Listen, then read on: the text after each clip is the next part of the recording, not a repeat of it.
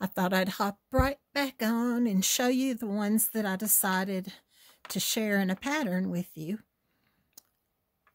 We have the little gnome Santa, and I painted him on a slate gray background so that I wouldn't have to do very much work.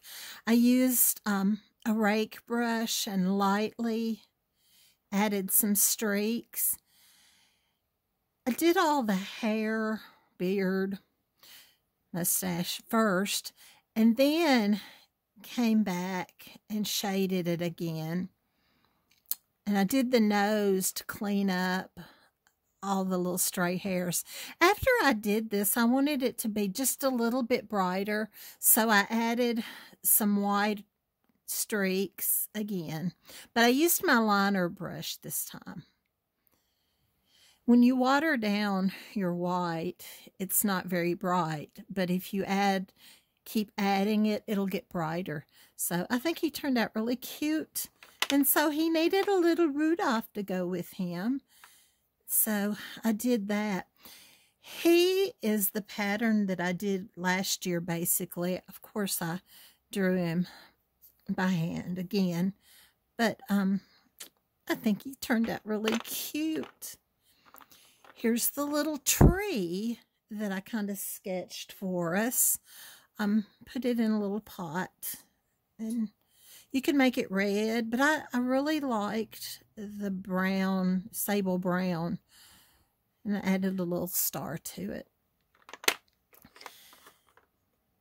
I can't have Christmas without some sort of nativity or manger scene.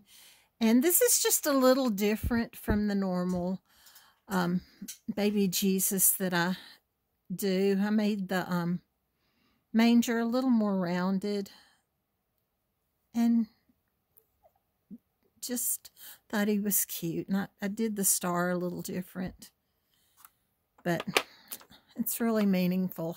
I really like to have a manger, something Christian to go with the season. And here's the little cute little snowman. I put him on the little snow globe to show you. I painted the back solid. I'll probably stencil some white snowflakes on it. Of course, white. What other color snowflakes would there be? Well, yellow, but we're not going to go there. I started off by flecking it with some really big dots. And I did that with a Fandango brush by Dynasty. It's basically a fan brush. And I made it pretty watery. And I hit it against another brush to get those big flakes. I really like that. I dry brushed some white on there. Then this is the just the snowman. I stippled this all on here first before I did anything. Well, I don't have a blue one without the dots on it handy, I don't think. But the way that I stipple, I showed you this Lynn Andrews. Is that her name? Lynn Andrews. I don't know what I'm trying to think. But anyway, this is the number 4 stipple brush. And I start by getting paint, but I don't want too much on. It's kind of like stenciling. But I usually start in the middle, and I try to leave some of the background showing through. I stippled 3 layers on this because, once again, it's like I said, if you add more, the white gets brighter. If you want to, you could start with a bleach sand and then add the white to give it a little more highlight. But there's what I do. And then let's add some more. And then I'd go over it again.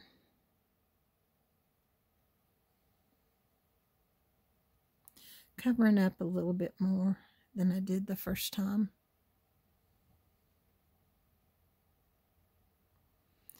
And then I'd let that dry. And then again,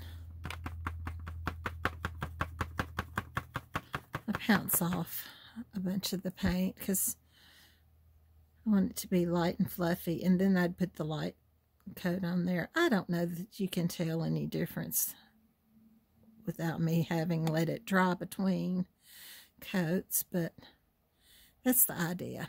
And I just do it all over, and I do the sides also.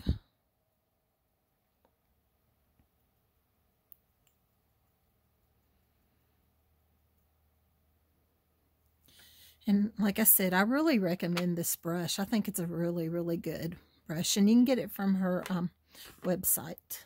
I just ordered some more today. I think he's kind of quirky, wonky, a little bitty hat. I have this thing about hats fitting a head, so I brought up the top of his head to where the hat fits. If you're going to paint something white on a dark background, it helps to put another color underneath that's more opaque. I've been using oyster beige lately because I'm just about out of bleached sand. Oh, the horrors! But and it's not one of the colors that Deco Art's going to be producing right away, so I had to come up with an alternative. And with as many colors as there are out there, I don't think we need to panic quite so much. If we look in our stash, we have some colors that'll work. Although it's hard to let go of what you like. But the oyster beige just worked really well. I used it to paint the snowman. That way you don't have to paint as many colors. And it also helps keep it brighter. And I did the same on these candy canes. Candy sticks, I guess. I used a number 4 flat to paint them. And I added the oyster beige. I did a couple cuts of that. And then I came back with the titanium white. These aren't bright, but I really like them. When you're painting candy canes, I think it's easy to go ahead and paint your white and then paint your red stripes. I like to shade across the top and down the right side with asphaltum. Then I thin titanium white and add a little highlight dot. That just adds so much to your candy canes, and they're so easy to paint. So add them to your decor this time. Added some little dots of white and red and a couple leaves back there to kind of make it pop. I did a wash. I first shaded or float shaded the design of the jar. Then I added all the elements so that I'd make sure they were in the jar. Then when everything dried, I did a light wash. And I think I used turquoise blue. Yeah, turquoise blue on this. And I had too much paint, so I just kind of lifted it up with my finger to make it really faint. And that's that. I hope you'll like this, and I hope you'll enjoy painting them. Personally, I love to use these as random acts of kindness. We aren't seeing a lot of people now, but you know what? You can put them in little baggies and put a piece of candy in there. Of course, I want chocolate, but there's people that can't have chocolate, so peppermint would be really good. But just put them in the little bags and leave them on people's doorsteps.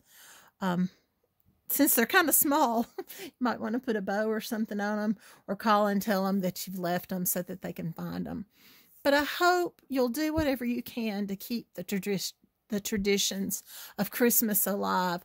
We can be safe and stay 6 feet away. Wear your mask. By golly, wear your mask. And don't let the holiday season go by without doing something special for others. So y'all have a great, great, great rest of the day and enjoy the holiday season of Christmas. Thank you very much. Merry Christmas. Bye.